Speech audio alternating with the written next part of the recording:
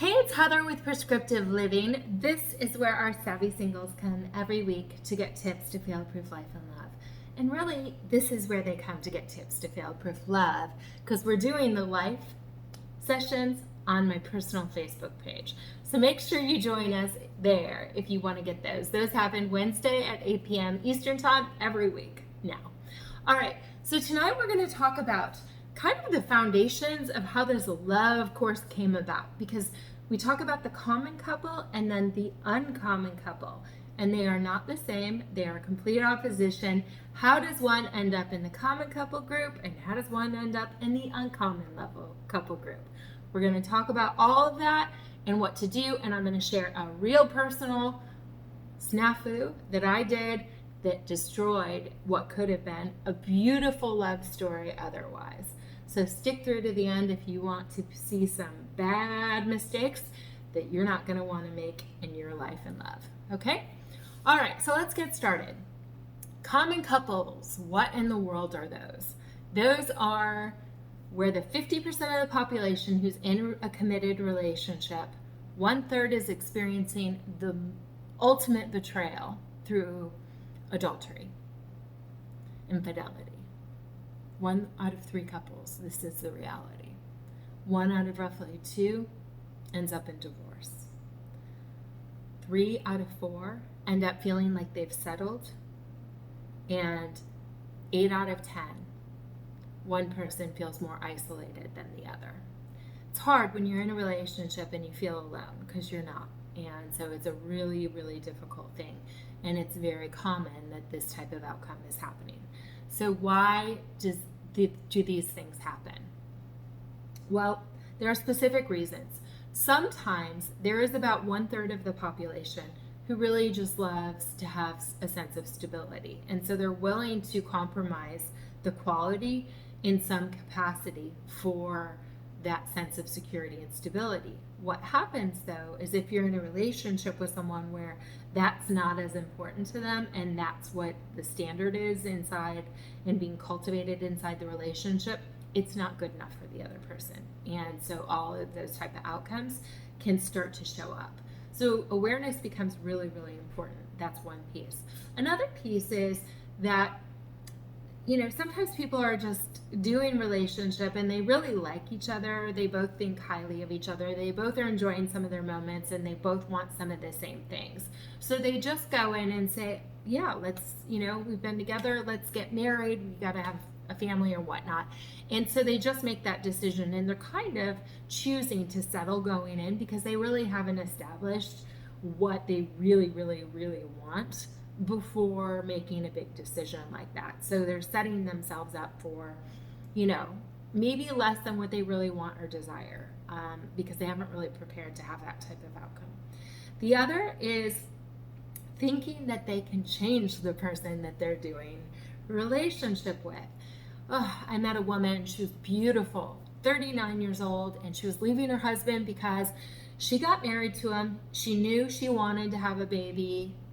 When they got married, she knew he didn't, but she was positive she could change his mind. Well, she couldn't. And her clock was ticking. She was leaving him, and she was running around to find a man who would marry her and impregnate her. Think she's going to have a 12% relationship? She's not even looking for the man. She's looking for the man to impregnate her. These are things that happen when people go in with the wrong ideas. Some people go in and they have so much chemistry, and it's that kind of chemistry, if you know what I mean, and not the personality chemistry, the behavior chemistry, the enjoyment, the experiences, all that stuff. They let that other thing cause babies or, get in the way and make them think that this is going to be a great relationship, and it's just not how it works. So focusing on the wrong thing every time gets the wrong results. Okay. There are other things, but it gives you an idea of what some of the other, common things are that create those common couple outcomes. So what do the uncommon do, and what does that mean?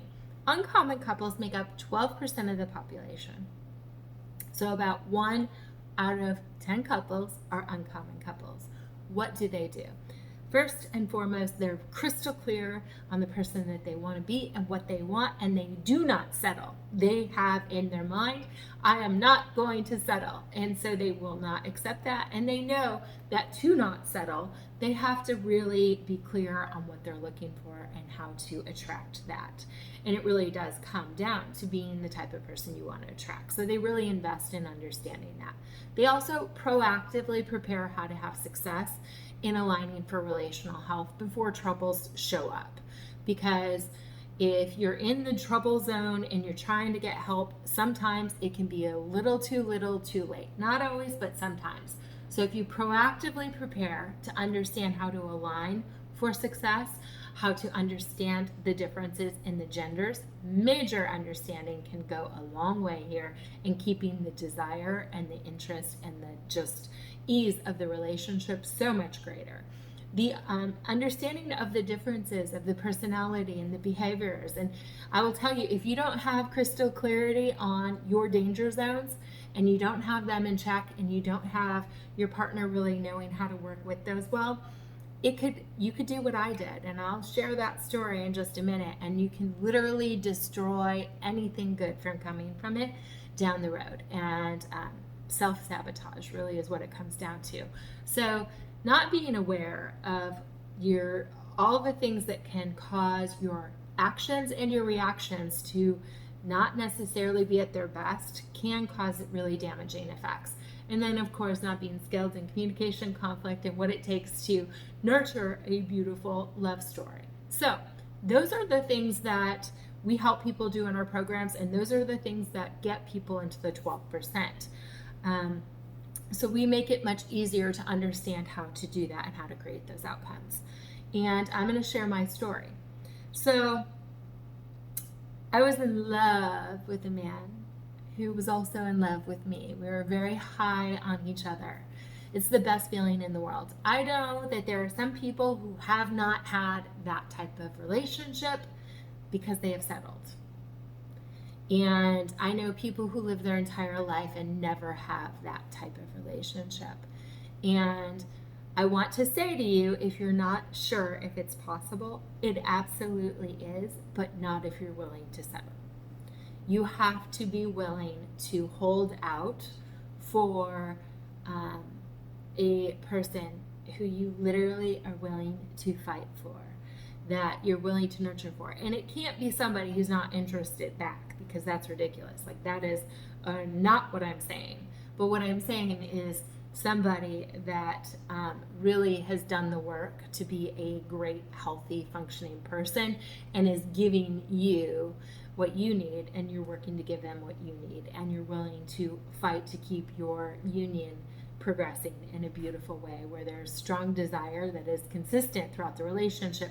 And when things start to get dull and boring and yuck, like they do anytime something gets familiar, that you're willing to come in and go, hey, one of us has got to find a way to create this new, vibrancy inside. So there's some of that goes into it. But what had happened, I was in love and he was in love, and we got to that kind of moment where we had made some changes that were damaging. And we'll talk about some of those things inside the series that you really want to be on guard for, because they're things that happen commonly inside of relationships and can have damaging effect if you're not prepared to move through it with success. So we really will get deep into some of those things. But there was just a place where the initial magnitude of the connection and the dynamics were starting to just simmer off. And a bad decision was made on his part that caused a bad reaction on my part. And when I say bad reaction, my fight or flight response kicked in, and I not only left the relationship, I left the state. I ran away because I was so distraught and so scared. And my hope was that this man was going to fight for me, and he didn't. I mean, arguably he didn't. And so on top of that, his number 2 motivations were security and stability. And do you know that by me doing what I did, I severed the security and the stability that he felt with me. And so, you know what that made him do? That made him look at me and be afraid of me and to be like, woo, rightfully so. It was a pretty extreme reaction that if I would have been prepared for in a healthier way, I would have not been able to be so extreme in my reactions and potentially created a different outcome. I'm sharing this because this is where it becomes really important to understand your healthy actions and your unhealthy reactions and vice versa. Because when you don't have those type of understandings before they show up, it can scare the bejesus out of you and your partner in a way where you do things that really cannot be repaired. And so if you don't want to end up in a reactionary state that causes complete brokenness where it maybe wouldn't have to be that way, you will want to do the preparation proactively so that you can create different outcomes inside of your life and love. So I encourage people to be clear about what they're trying to create and what they're trying to get into, knowing that if you go in unprepared, chances of you really being able to rock a dynamic love and life, it's a chance and it's not in your favor. Those success favors the prepared. And so we make it very easy in our programs. Fail Proof Your Life, Fail Proof Your Love. It is 5 hours of training broken into 2.5-hour sessions. They happen every Sunday, and the 2.5 hours. We do 2.5 hours every Sunday. And so you can join us in the entire series, or you can join us in just the Fail Proof Your Life or Fail Proof Your Love, or both, which is the Uncommon Love, and prepare yourself to align for success, to build for success, to become clear on what you're going for and become your best version of yourself, to be able to understand your partner and your gender differences and all of these nuances so that you can make things work together instead of apart, because the differences can be maddening unless you know how to make them work to your advantage. So cheers to living and loving well. We'll see you all next week. Bye.